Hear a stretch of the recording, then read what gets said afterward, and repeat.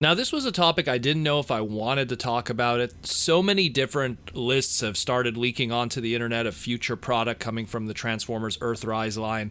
And I mean, we're so close to Toy Fair coming up later this month that it's almost silly.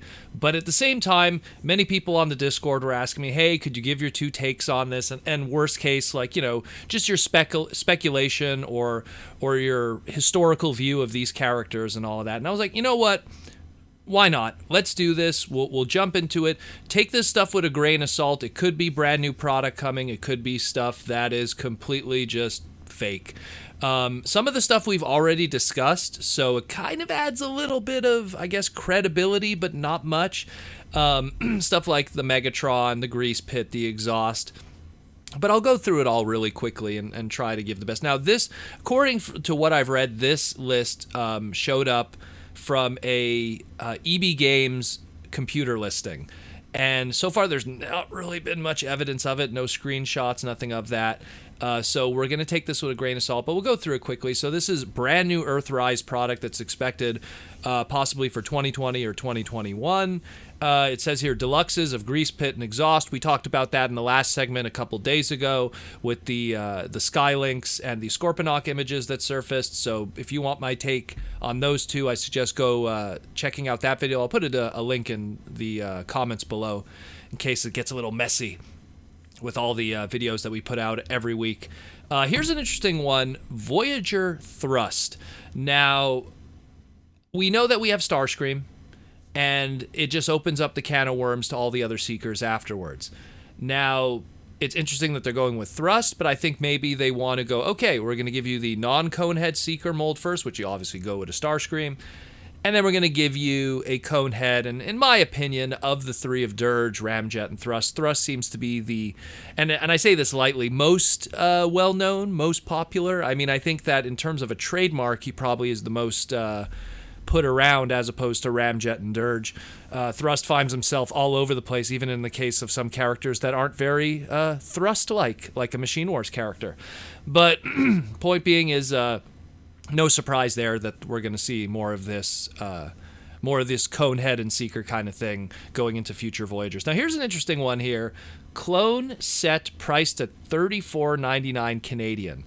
Now, obviously, this right away confirms with me at least that maybe this EB Games listing was a Canadian EB Games. GameStop isn't really a thing in most areas of Canada. It's mostly an American thing, but their EB Games, cousin, sister, counterpart is a lot more common in Canada. Clone sets. Now, we've had our clones already. They were done through wacky, difficult ways to get it. Get two of them from this, and then buy this box set to get that, and then just buy this other box set to get that. And it was very messy how we got both our Autobot and Decepticon clones. One way this could be, especially at a $34.99 price point, it's definitely around the same area as what that original 2-pack was, but is this going to be a reissue of them? Is it going to be a reissue of the mold but repainted differently? Is it going to be brand new molds this soon of these characters? Or, alternatively, could this be just not what we expect? Could this be, mini spies? Could this be something completely that we're not really getting, like clones? What other clones are there? Like we have had lots of twins, but has there been many clones? So I don't know.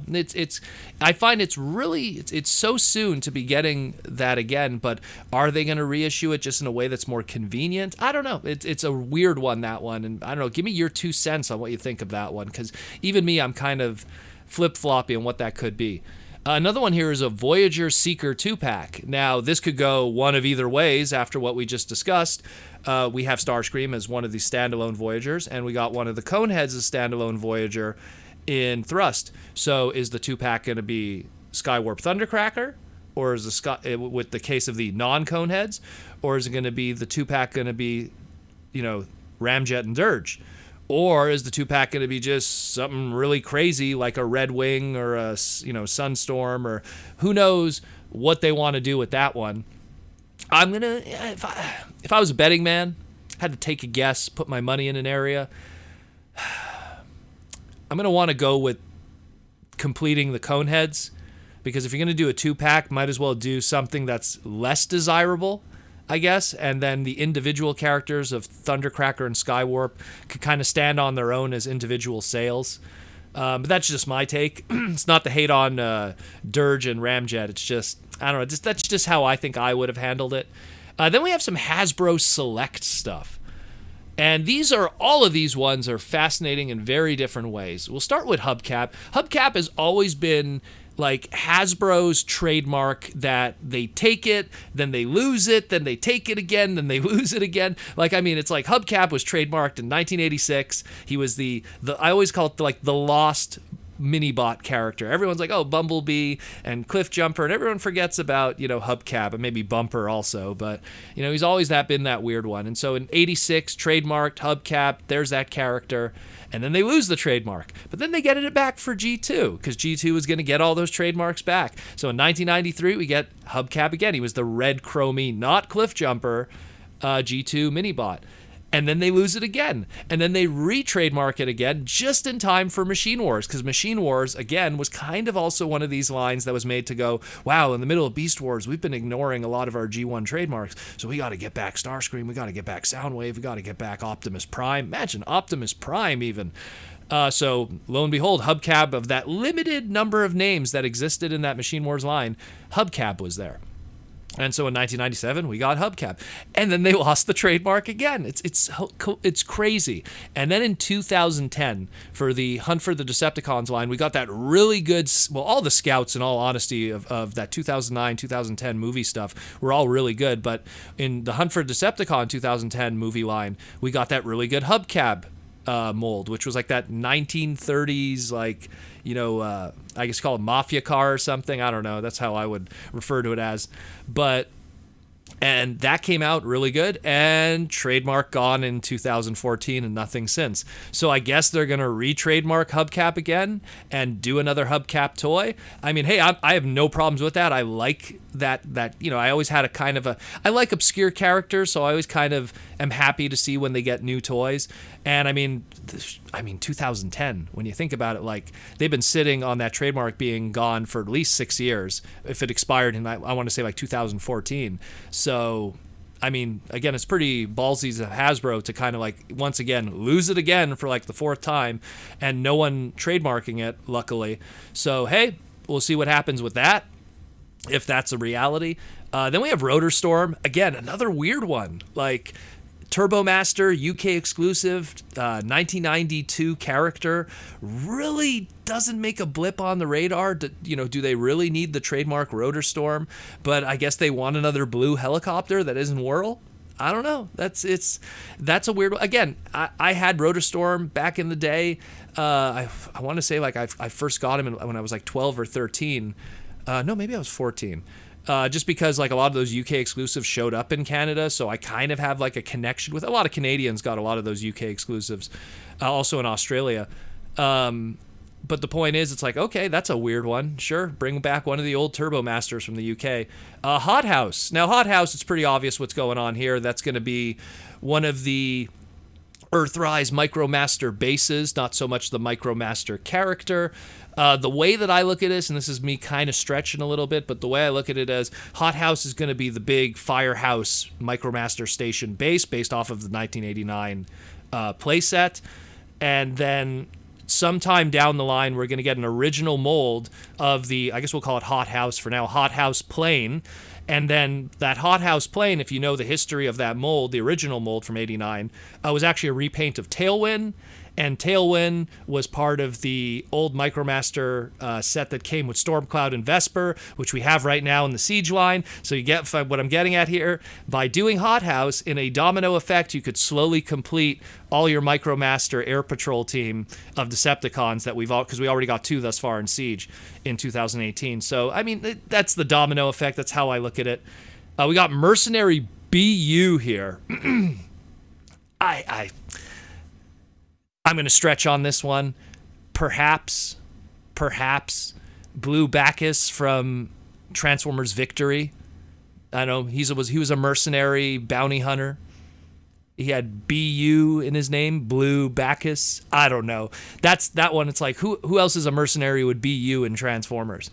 Yeah, look, we already got Sky Shadow, so, or Black Shadow as he was called in Japan. So twice actually at this point, we got a big leader class, and then we got the original Deluxe. So I guess it's time for Blue Bacchus to make his American debut in some shape or form. And speaking of weird, obscure Japanese stuff, Roritchi. Yeah, there was a character called Fast Track. He was the scamper, I guess, or the six gun to Scorponok as six gun and whatever was to Metroplex, or and it's just, we'll call it the mini bot buddy of these big base formers. So Fast Track was the little mini bot buddy of Scorponok. When Scorponok became Black Zarek and Master Force, when the toy became Black Zarek and Master Force, they had to repaint that Fast Track character. And then we ended up with the extremely gold plastic, fragile as hell, black Roritchi. And that was that. Obscure character, kind of has a weird Optimus Prime chest. Don't mess with that toy. I have it. It is fragile as hell. Yeah. It is what it is. And so supposedly, I guess, I mean, it's kind of a weird route in a lot of ways, but I guess if they're going to do a Hasbro Select, they'll do the obscure repaint, and then the retail one will be the one that you could pair off with your Scorponok later, because it'll make sense. Scorponok should get the Fast Track. And I don't know. I don't think we're going to get a Black Zarek anytime soon, but the crazy gold repaint will be a Hasbro Select version. And then the last thing they say here is upcoming Earthrise Voyager Megatron is going to be G2. Okay. That's awesome. Which G2? Hero version with the purple and the black. The classic G2 with the I guess like G2 Brawl with the green and purple. I'm gonna probably guess the green and purple. That's the most iconic one. But hey, awesome for that. Is it gonna say Megatron attacks? If it's the purple hero one, is it gonna say Megatron rules on his chest? Who knows? But yeah, this is a weird list. It's a lot of weird stuff. It's stuff that, I mean, if it's real, hey, that's kind of cool. Kind of makes me excited. I love obscure characters. I mean, after you've gone so many years of Starscreams and Bumblebees and Prowls and Lamborghini characters like Sideswipe, and it's just, you kind of just want some fresh guys. You kind of just want some fresh faces, and I'm down for this, and I hope that it's real. But I mean, there's just been so many leaks thus far that it's kind of hard to discern what's real from what isn't. But I wanted to discuss it anyways, just to put it out there, just to have the discussion open and people giving me their opinion too of what they think about all of this. And let me know what you think. I mean, some of these things that I gave my 2 cents, I might be totally off on, but let me know what you think. And hopefully when Toy Fair rolls around, we'll get more answers.